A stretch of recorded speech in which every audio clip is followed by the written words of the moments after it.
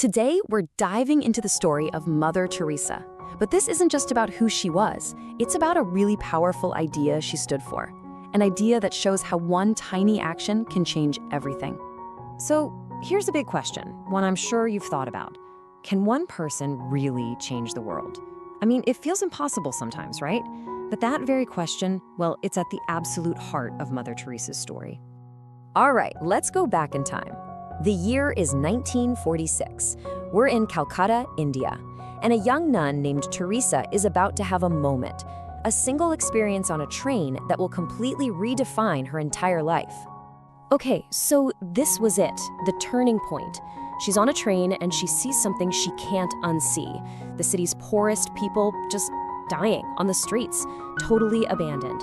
And for her, this wasn't just a sad sight. She called it a call within a call. It was this profound spiritual wake-up call that pushed her to make a huge decision. She had to leave the safety of her convent and go out there, onto those streets. And you really have to think about what a massive choice that was.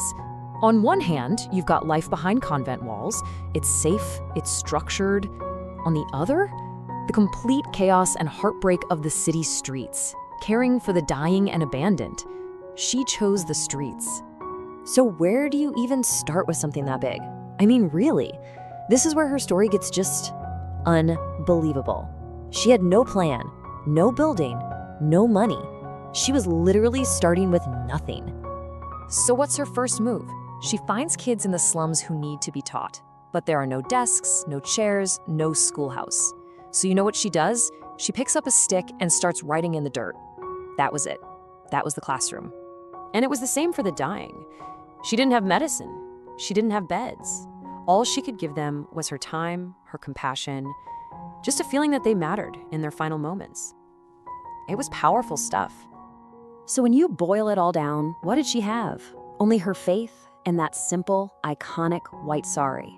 That's it. And from that, a global movement was born.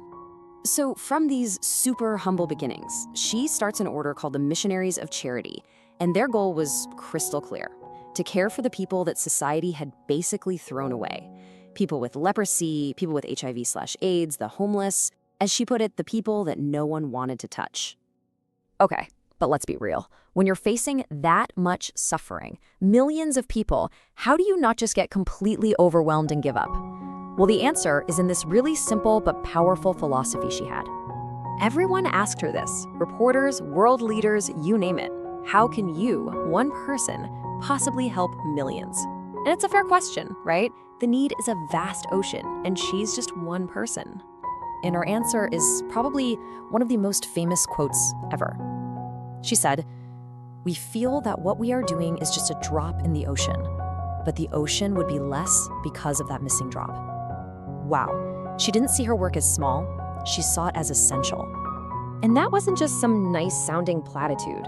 It was basically her instruction manual for life. She taught herself and everyone around her to stop seeing the crowd or this huge abstract problem called poverty.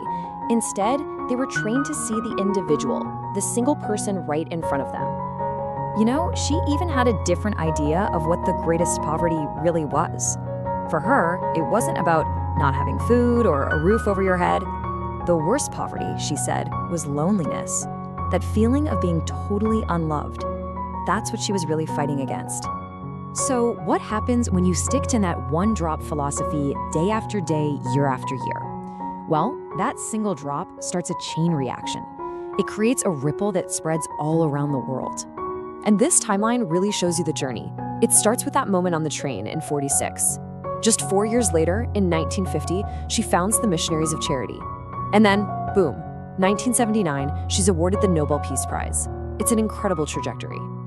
Now, along with the Nobel Prize came a lot of money, $192,000. Think about all the good you could do with that, right?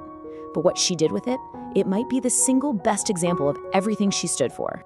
So, picture this. The Nobel Committee is throwing this huge, fancy banquet for her. It's standard procedure. But she refuses to go. Instead, she asks them, "How much does this party cost?" And when they tell her, she says, "Okay, cancel it. Give me that money, plus all the prize money, so I can feed the poor in India." She basically said that the cost of that one dinner could feed hundreds of people for an entire year. Just incredible. All right, so what does all this mean for us today? Let's move beyond just the history. What are the actual practical lessons we can pull from her life's work?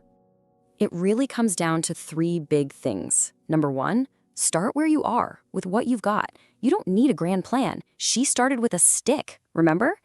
Number two, love is the real engine of change. Even a small act of kindness can completely change someone's day or their life. And number three, humility is key. Real happiness isn't about having more, it's about giving more. And that brings us right back to where we started.